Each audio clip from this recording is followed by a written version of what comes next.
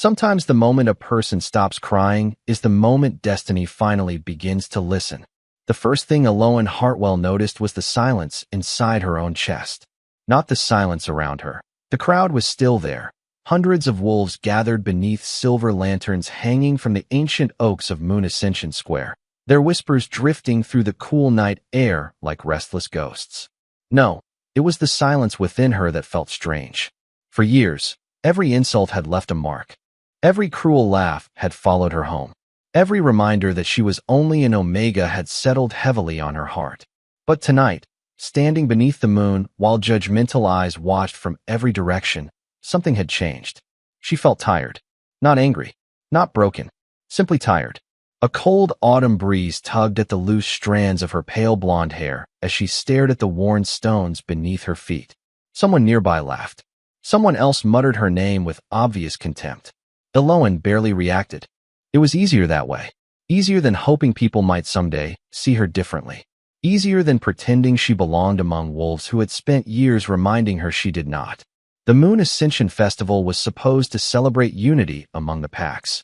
Music floated through the square. Golden banners swayed overhead.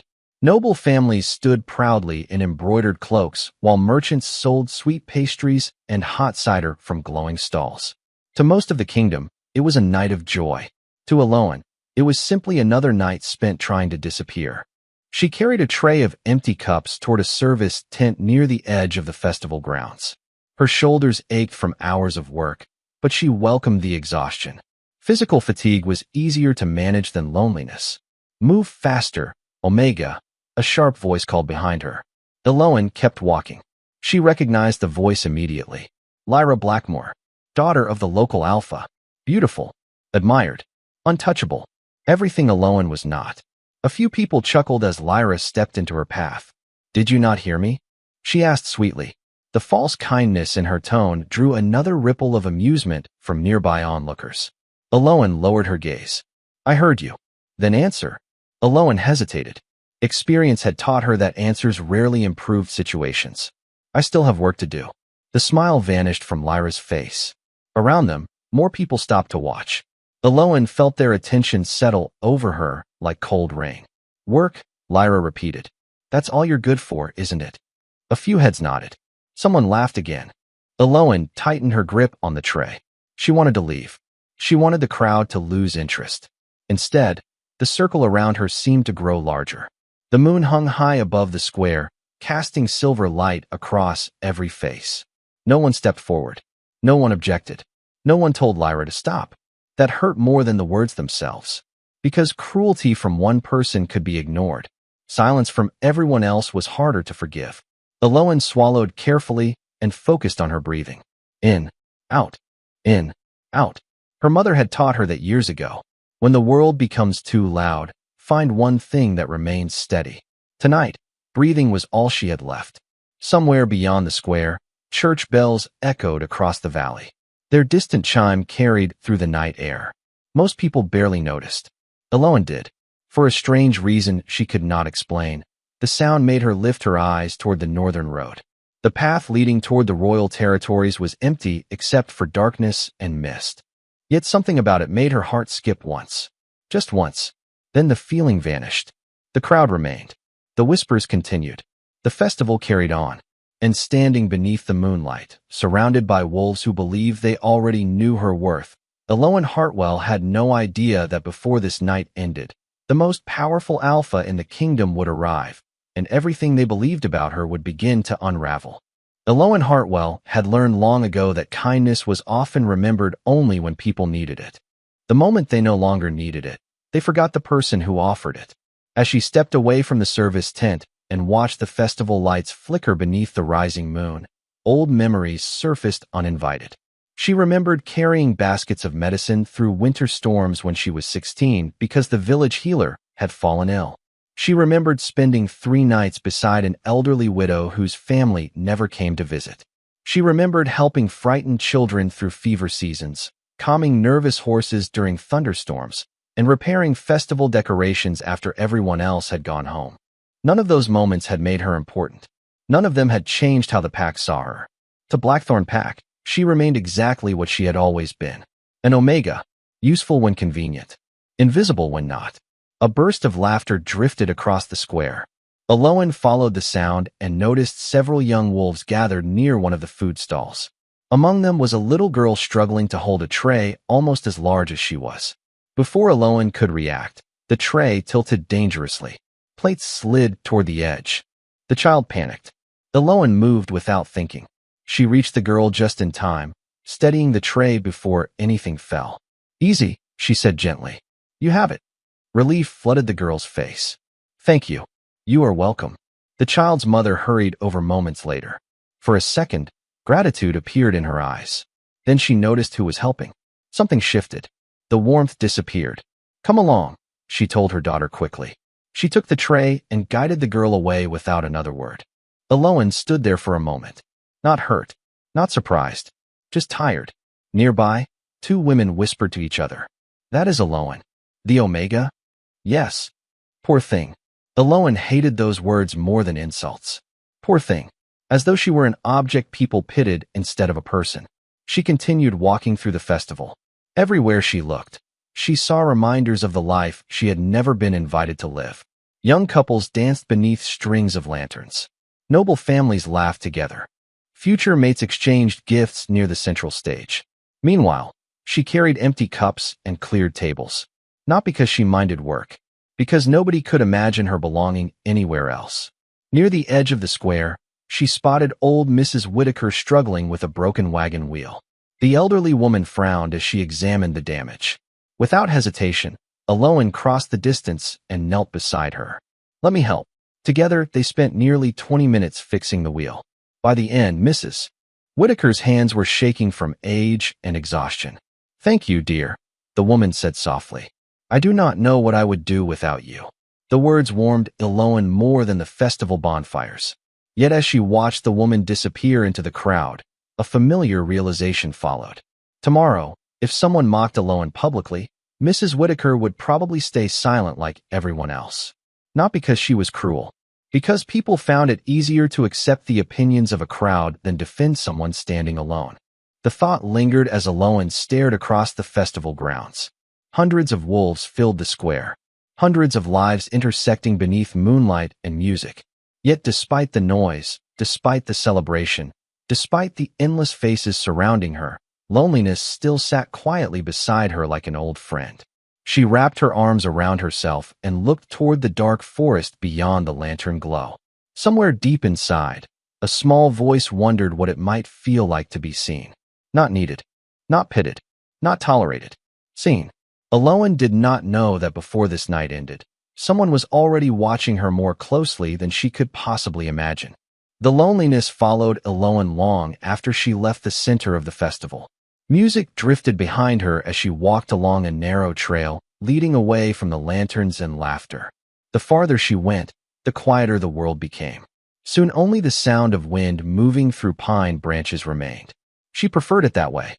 The forest never asked her to prove her worth. It never judged her family name. It never reminded her that she was an Omega. The moon hung high above the trees, washing the path in silver light. Aloan followed the familiar trail toward a small creek less than half a mile from the festival grounds. Whenever life became too heavy, she came here. The water listened better than most people. As she approached the creek, she noticed something unusual. Tiny footprints marked the muddy bank near the water. Not animal tracks. Human footprints. Small ones. A child. Aloan frowned. No child should have been wandering alone this far from the festival. She followed the trail through the trees. At first she expected to find a local youngster playing a game. Instead, the footprints became more scattered, uneven, as though whoever made them had been moving without direction. The sight made her heart sink. Someone was lost. "Hello," she called softly. "Is anyone out here?" No answer came. Only the rustling of leaves overhead. She continued searching. A few minutes later she heard a branch snap somewhere ahead. Then silence. Aloan quickened her pace. Beyond a cluster of rocks near the creek bank, she finally found him. A young boy sat alone beneath a large pine tree. He could not have been older than 8. Expensive clothing peeked out beneath a dark traveling cloak, though dirt and leaves clung to the fabric. His blonde hair was messy. His eyes immediately widened when he noticed her. For a moment neither spoke. The boy looked ready to run. Aloan recognized that look. It was the expression of someone who expected disappointment. "You do not need to be afraid," she said gently. "I am not going to hurt you." The child glanced toward the forest behind him. "I am not afraid." The answer came too quickly. Aloan smiled. "Of course not." The boy narrowed his eyes suspiciously. "You do not believe me. I believe you are trying very hard to be brave." To her surprise, the comment made him look away, as though she had accidentally discovered something private. Aloan sat on a nearby rock, leaving several feet between them. She knew frightened animals sometimes needed space before they trusted you. Children were not much different. "Are you lost?" she asked. The boy hesitated. "Maybe. That sounds like yes." "Maybe," he repeated stubbornly. The response almost made her laugh. "Almost. Do people know where you are?" she asked. The child stared at the creek. "They are probably looking for me. Then they are probably worried." His shoulders lowered slightly. People are always worried. The sadness hidden inside those words caught her attention immediately. Most children complained about rules. This child sounded tired of being watched, tired of expectations, tired of responsibility. The realization felt strangely familiar. For several minutes they sat together in comfortable silence. The creek flowed quietly nearby. Moonlight shimmered across the water. Eventually the boy spoke again. "Why are you being nice to me?" The question startled her. "Why would I not be?" "Because most people are only nice when they want something." Aloan looked at him carefully. No child his age should have learned that lesson so early. "Then those people have been unfair to you," she said softly. The boy stared at her. Something changed in his expression. The loneliness she recognized in herself seemed reflected back from his eyes. Neither of them noticed the tall figure standing hidden among the distant trees, watching, listening, observing every word. The stranger remained completely still beneath the moonlight, his silver eyes fixed on the young Omega who had just offered kindness without asking for anything in return. The stranger hidden among the trees did not move. Moonlight filtered through the branches above him, catching briefly in silver eyes before vanishing again into shadow. From a distance, he watched the scene beside the creek unfold in complete silence. Aloan knew nothing about the observer. Her attention remained on the lonely boy sitting across from her. The child had relaxed slightly since she arrived, though traces of sadness still lingered in his expression. He picked up a small stone and tossed it into the creek. Tiny ripples spread across the water. "Do you ever get tired?" he asked suddenly. Aloan blinked. "Of what?" "People expecting things from you." The question sounded strange coming from someone so young. Yet the exhaustion behind it felt genuine. Aloan looked toward the flowing water before answering. "Sometimes." The boy nodded slowly. "I knew it." "You did. You look like someone who carries too much." The comment caught her completely off guard. For a moment she almost laughed. "And what does that mean?" The child shrugged. "You smile even when you are sad." The word struck far deeper than he could possibly know. Aloan looked away quickly. Nobody had ever said that to her before. Not because it was untrue, because nobody had ever paid enough attention to notice. The boy tossed another pebble into the water. "My tutor says people only see what they want to see." "Your tutor sounds wise." "He is annoying." This time she did laugh. The sound echoed softly through the trees. Somewhere nearby, a night bird called from the darkness. The forest felt peaceful, safe, for a few precious minutes. Neither of them needed to be anyone important. Then distant voices drifted through the woods. Faint at first, then growing louder. The boy immediately stiffened. Aloan noticed the change. "Friends of yours?" she asked gently. He sighed heavily. "Unfortunately." Lantern light flickered between the trees in the distance. "Searchers. Dozens of them." The boy lowered his head. "I was hoping they would take longer." "You must be very important." The child rolled his eyes. "That is the problem." Before Aloan could respond, several figures emerged from the darkness. Guards dressed in black and silver uniforms moved quickly toward the creek. Relief washed over their faces the instant they spotted the boy. One of them nearly stumbled in his hurry to reach him. "Thank the moon," the guard breathed. "Your Highness." Aloan froze. The title echoed inside her mind. "Your Highness." The child she had been speaking to was not merely a noble. He was royalty. The realization explained everything at once. The expensive clothing, the escorts, the loneliness. Within seconds, more members of the search party appeared. Advisors, attendants, royal officials, all of them visibly relieved. Yet none seemed angry with the boy. They looked worried, deeply worried. The child stood reluctantly. I told you they would find me. Aloan smiled faintly. I noticed. One elderly advisor stepped forward and bowed his head toward her. You remained with him. I could not leave a child alone in the forest. The older man studied her carefully. For a moment, genuine respect appeared in his eyes. Few people would have made the same choice. Aloan did not understand the statement. To her, the choice had never existed. The prince glanced back at her. Will you come to the festival? I am already supposed to be there. Good. The answer came so quickly that several advisors exchanged amused looks. Then the child hesitated. I hope I see you again. Before Aloan could answer, another voice emerged from deeper within the trees. Calm, steady, powerful enough to silence every conversation immediately. I suspect you will. The reaction was instant. Guards straightened. Advisors stepped aside. Even the prince's expression changed. Respect, affection, relief. A tall figure stepped forward from the shadows and into the moonlight. Aloan's breath caught. Silver eyes, dark coat, unmistakable presence. The observer who had been watching from the forest was no stranger at all. King Lucien Thornvale had witnessed every moment beside the creek. And judging by the quiet expression on his face, he had seen far more than anyone realized. For several seconds, nobody spoke. Lucien's attention remained on Aloan. Not in the way powerful men usually looked at people. Not dismissively, not impatiently, as though he were trying to understand something. Finally, one of the royal advisors stepped closer. Shall we return to the festival, Your Majesty? Lucien did not answer immediately. His gaze shifted briefly toward the creek where Rowan had been sitting alone only moments earlier. Then back to Aloan. Who is she? He asked quietly. The advisor seemed surprised by the question. An Omega from Blackthorn Pack. Lucien's eyes remained on Aloan. That is what she is. A faint crease appeared between his brows. It is not who she is. The advisor fell silent. So did everyone else. Aloan was too startled to know what to say. The king finally turned away and rested a hand on Rowan's shoulder. We should return. The prince nodded reluctantly.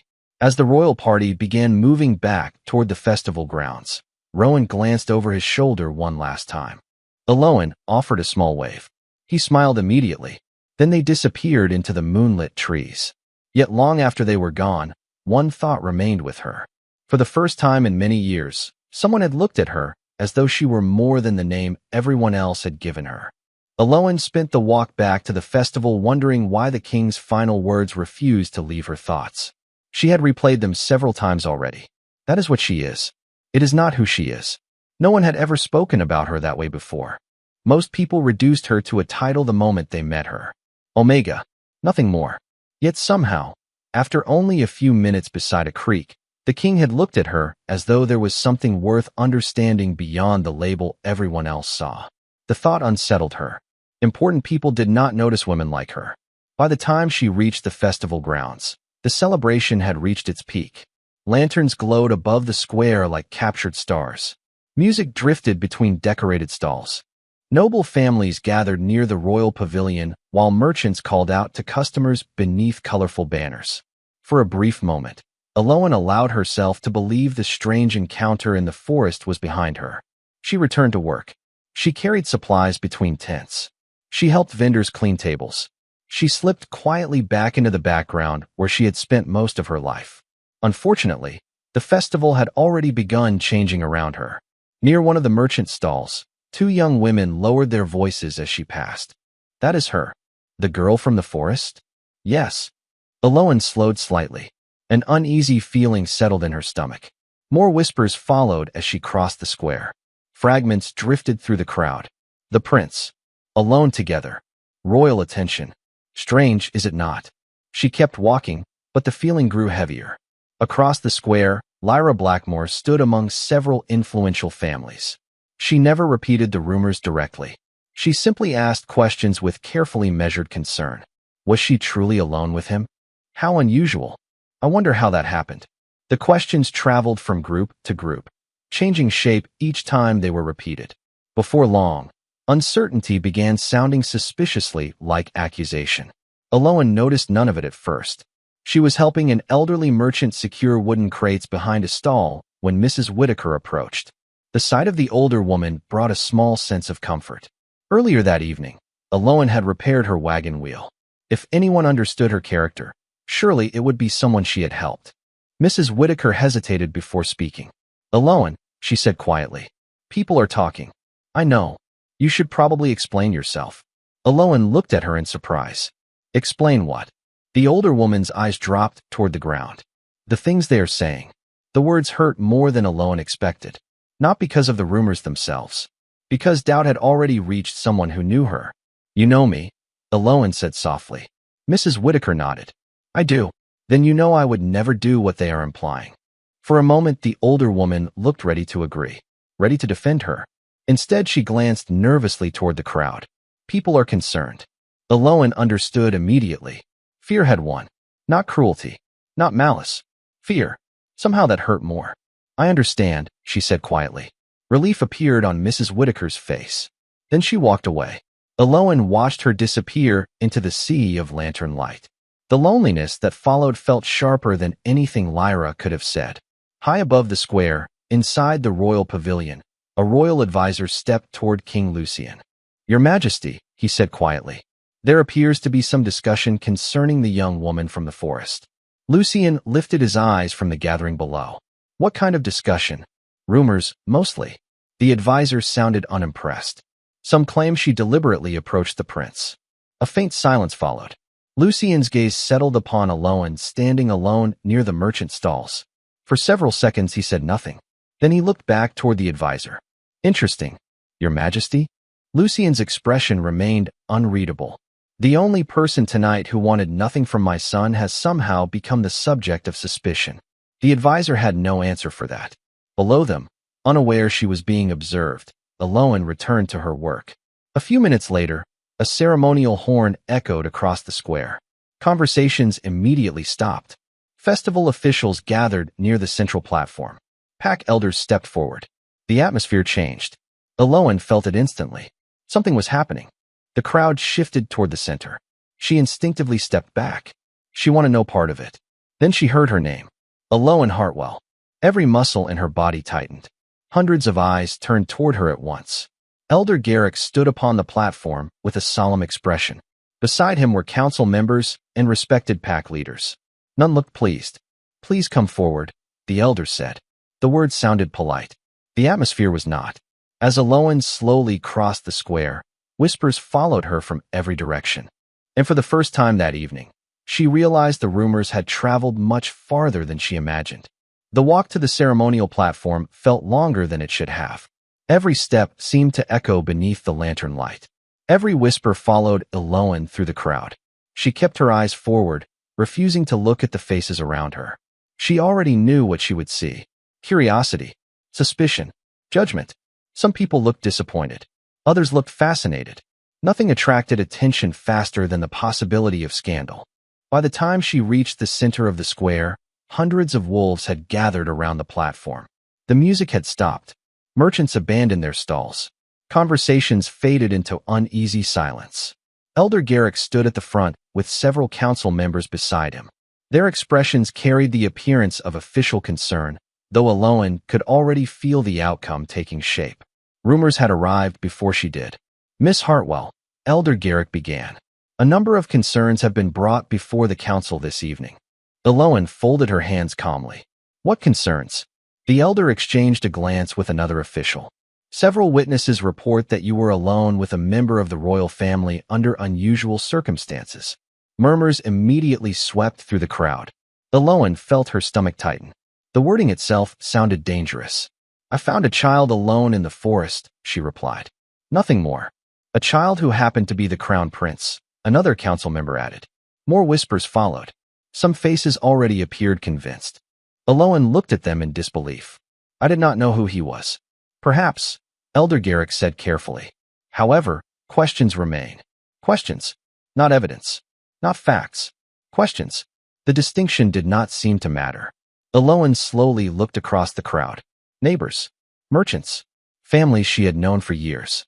People she had helped countless times. Surely someone would speak. Surely someone would say they knew her character. Instead, most avoided her gaze. The silence hurt more than the accusation itself. Then she saw Mrs. Whitaker standing near the front. Their eyes met briefly. The older woman looked away almost immediately. Aloan felt something inside her sink. Not because she blamed her, because she understood. Standing against a crowd required courage. Courage became much harder when everyone around you seemed convinced. Nearby, Lyra Blackmore remained among the noble families. Her expression was composed, patient, almost concerned. Anyone watching would have assumed she had nothing to do with the situation. Yet Aloan could feel the invisible threads connecting everything. The whispers, the suspicion, the carefully planted doubt. The realization left her feeling strangely tired. Not angry, not bitter, just tired. One council member stepped forward. "Can you explain why the prince appeared comfortable in your presence?" The question was so absurd that Aloan almost laughed. Almost. Instead, she answered honestly. "Perhaps because I treated him like a child instead of a title." A ripple moved through the crowd. Some wolves looked thoughtful. Others appeared offended. Elder Garrick sighed softly. "Until the royal delegation has an opportunity to review the matter, we ask that you remain available for further questions." Aloan nodded. She knew arguing would accomplish nothing. The crowd had already chosen what felt easiest to believe. Facts rarely traveled as quickly as fear. She stepped away from the platform and stood alone near the edge of the gathering. Around her, conversations resumed in hushed voices. The whispers returned almost immediately. Louder now. More confident now. Aloan listened for a moment before finally lowering her eyes. Something inside her had reached its limit. Not her patience. Not her strength. Her hope. Hope that people might judge her fairly. Hope that years of kindness might count for something when it mattered. She looked around the square one final time. At the neighbors who remained silent. At the people she had helped. At the crowd that seemed far more interested in rumors than truth. A strange calm settled over her. If believing the worst about her made everyone feel safer, then perhaps she had nothing left to say. High above the square, behind the lantern-lit balcony of the royal pavilion, King Lucian Thornvale watched the scene unfold. He had heard the rumors. He had listened to the questions. And now he watched the young woman from the forest standing alone while an entire crowd looked away. For several long seconds, he said nothing. Then his gaze hardened almost imperceptibly. The silence around him changed. Even the royal advisors noticed it. Because for the first time that night, the king was no longer merely observing. He was deciding. The whispers continued long after the council finished speaking. They drifted through the festival square like smoke, impossible to grasp and impossible to stop. Every conversation seemed to circle back to the same subject. Aloan Hartwell, the Omega from the forest.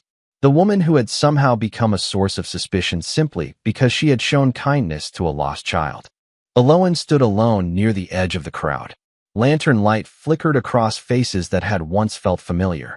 Neighbors, merchants, families she had helped through difficult winters. People whose burdens she had carried without hesitation. Yet now, when she needed nothing more than a few honest words, most of them could not meet her eyes. The realization settled heavily inside her chest. Not because she expected perfection from people, because she had spent years believing kindness meant something. Across the square, Mrs. Whitaker stood among a small group of villagers. More than once she looked toward Aloan. More than once she seemed ready to step forward. And each time, fear stopped her. Aloan saw it clearly. The sight hurt. Not because the older woman doubted her. Because she cared more about the crowd's approval than the truth. Nearby, Lyra Blackmore remained surrounded by influential families. Her posture was relaxed. Confident. She never spoke directly about Aloan. She did not need to. The damage had already been done. Rumors had become assumptions. Assumptions had become judgments. The crowd was doing the rest of the work for her. Aloan slowly released a breath. For most of her life, she had believed that if she worked hard enough, cared enough, and helped enough people, eventually she would earn a place among them. Tonight had revealed a painful truth. Some people would always choose the easiest story over the honest one. A council member approached her briefly. "Miss Hartwell," he said politely, "please remain available until the matter is resolved." Aloan nodded. "Of course." The man hesitated. "You understand why people are concerned." For a moment, she considered arguing, explaining, defending herself again. Then she looked around the square, at the faces avoiding her gaze, at the wolves who had accepted whispers as facts, at the people who had already made their decision. The exhaustion finally caught up with her. No, she said quietly. I understand why people are afraid. The council member looked uncomfortable. He offered no reply and eventually stepped away. Eloan watched him disappear into the crowd. Then she turned her eyes toward the royal pavilion standing beneath silver banners. Somewhere inside sat the one person capable of ending the entire situation with a single sentence. Yet she expected nothing. Experience had taught her not to rely on rescue, not to expect fairness, not to place her future in someone else's hands. A strange calm settled over her. If believing the worst about her made everyone feel safer, then perhaps she had nothing left to say. The thought did not make her angry. It made her tired, deeply tired. She lowered her gaze. For the first time all evening, she stopped hoping anyone would speak for her. Then movement stirred near the royal pavilion. At first, only a handful of wolves noticed. A guard stepped aside, then another. Conversations gradually faded. Heads turned. A path opened through the center of the square, as though the crowd moved by instinct rather than choice. Eloan sensed the shift before she understood it. The atmosphere itself seemed to tighten. She looked up. A tall figure emerged from the pavilion and began walking across the festival grounds. King Lucian Thornvale. No announcement accompanied him. No escort surrounded him. Yet every step commanded attention. The crowd parted immediately. Council members straightened. Elders exchanged uneasy glances. Even Lyra's confidence visibly faltered. Lucian crossed the square without hesitation. Not toward the council. Not toward the officials. Toward Eloan. Hundreds of wolves watched in complete silence. The king finally stopped a few feet away. Silver eyes met hers. Around them, the entire festival seemed to hold its breath. Eloan could hear lantern flames crackling softly overhead. Nothing else. Lucian studied her for several long seconds. What he saw only strengthened the conclusion he had already reached. The woman before him was not angry. She was not defensive. She was simply alone. The realization displeased him more than he expected. Finally, he turned toward the crowd. I have listened carefully this evening, he said. His calm voice carried effortlessly across the square. And I find it remarkable how quickly people believed rumors about a woman who has spent years helping them. Discomfort rippled through the gathering. Eyes lowered. Faces turned away. Lucian allowed the silence to linger. Then he looked back toward Eloan. Tell me, Miss Hartwell. His voice softened slightly. When you found my son alone in the forest, what was the first thing you asked him? The question caught her completely off guard. She blinked, then answered honestly. I asked if he was all right. The silence that followed felt different from every silence that had come before. And from somewhere behind the king came the familiar voice of a young prince preparing to tell the truth. Prince Rowan stepped forward from behind his father before anyone else could speak.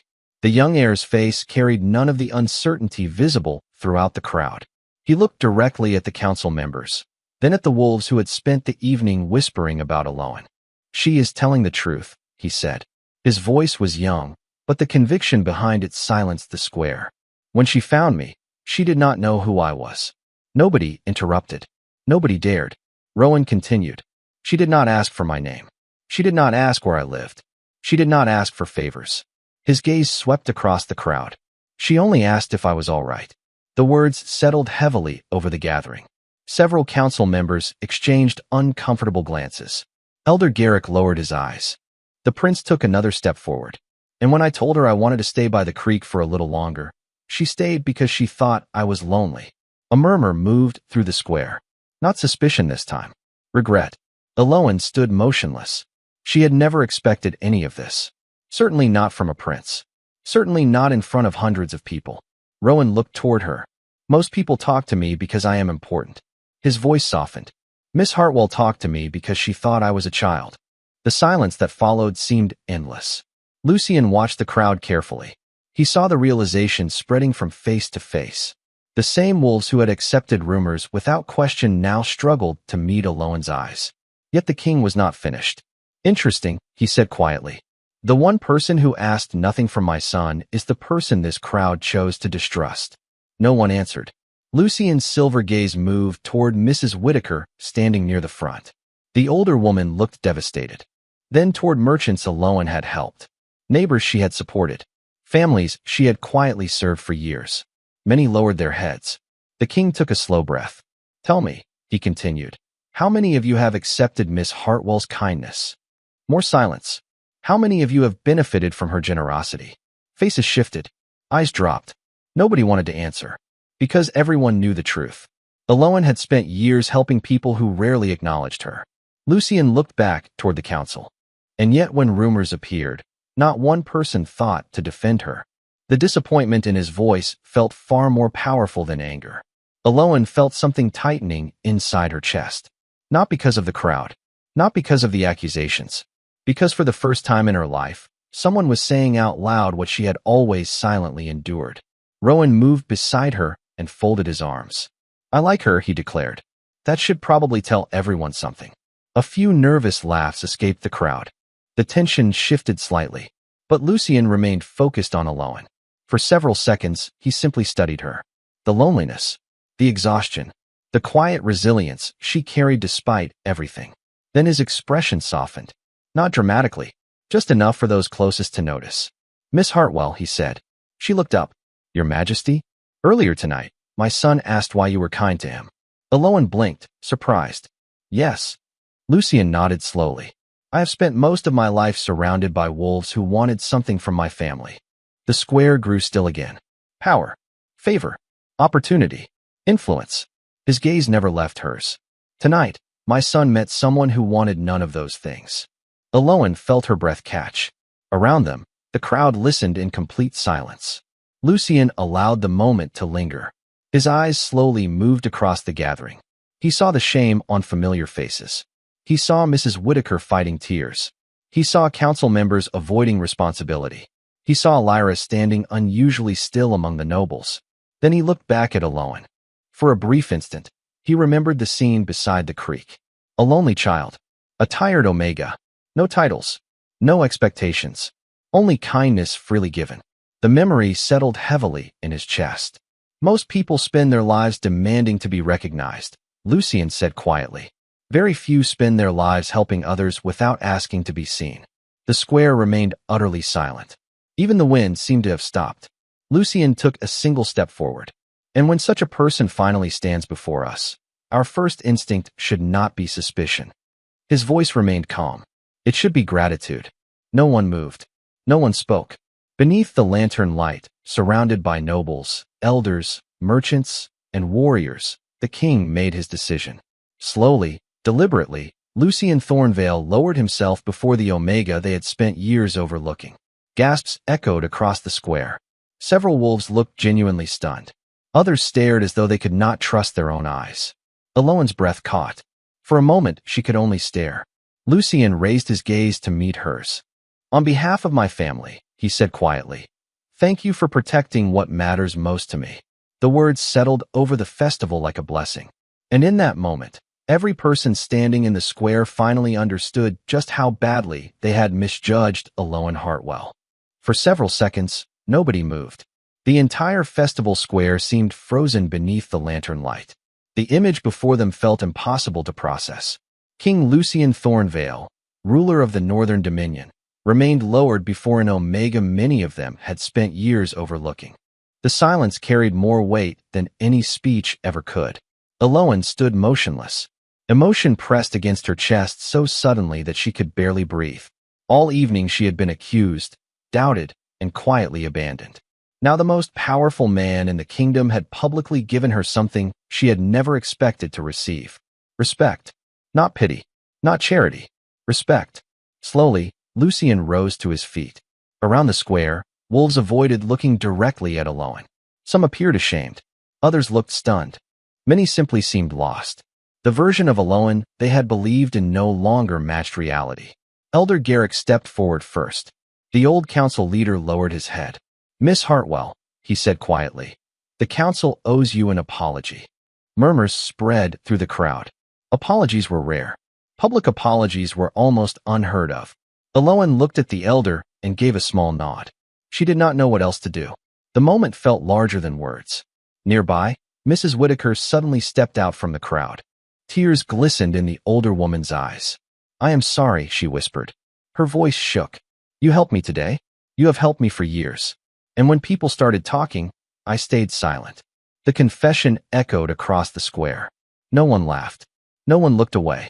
because too many people recognized themselves in her words. Eloan studied the woman for a moment before offering a gentle smile. You were afraid. Mrs. Whitaker nodded. Yes. Then I forgive you. The older woman covered her mouth as emotion overwhelmed her. Around them, more heads lowered. One by one, wolves began confronting a truth they had avoided for years. Eloan had always been the same person. The only thing that changed tonight was their willingness to see her. Prince Rowan stepped beside her and grinned. I told you people would eventually figure it out. The comment drew a few quiet laughs. Even Eloan smiled. Lucian watched the exchange with thoughtful eyes. Then he addressed the crowd one final time. Remember this night. His calm voice carried across the square. Not because of what happened here, because of what nearly happened. The words settled heavily over everyone present. A good person was nearly condemned by assumptions. Silence followed. Powerful, uncomfortable, necessary. Nobody argued. Nobody could. The first hints of dawn were beginning to touch the horizon beyond the valley. Darkness slowly retreated from the distant hills. One by one, the lanterns that had illuminated the festival all night began to fade against the growing sunlight. Eloan turned toward the east. Golden light spilled across Blackthorn territory. The forests looked different in the morning glow. Softer somehow. Hopeful. For years, she had watched countless sunrises believing her life would never change. She had accepted being overlooked. Accepted being forgotten. Accepted existing in the background of everyone else's story. But standing there beneath the dawn, she realized something important. Other people's opinions had never defined her. Their approval had never created her worth. Their judgment had never diminished it. The value she carried had existed long before anyone noticed. Rowan tugged lightly on her sleeve. You are thinking again. Eloan laughed. Is that a problem? Usually. The prince looked toward his father. He does it too. Lucian raised an eyebrow. An unfortunate family trait. The remark earned genuine laughter from those nearby. The tension that had gripped the square throughout the night finally began to dissolve. Yet something remained. A shift. A change that could not be undone. As sunlight spread across the festival grounds, wolves who had once ignored Eloan now greeted her with respect. Not because a king told them to, because the truth had finally become impossible to ignore. Eloan looked across the waking valley, feeling the warmth of the rising sun against her face. For the first time in many years, the future no longer felt like something she merely endured. It felt like something waiting to be discovered. And as the new day began, the forgotten Omega who had spent her life standing alone stepped forward into a world that was finally ready to see her.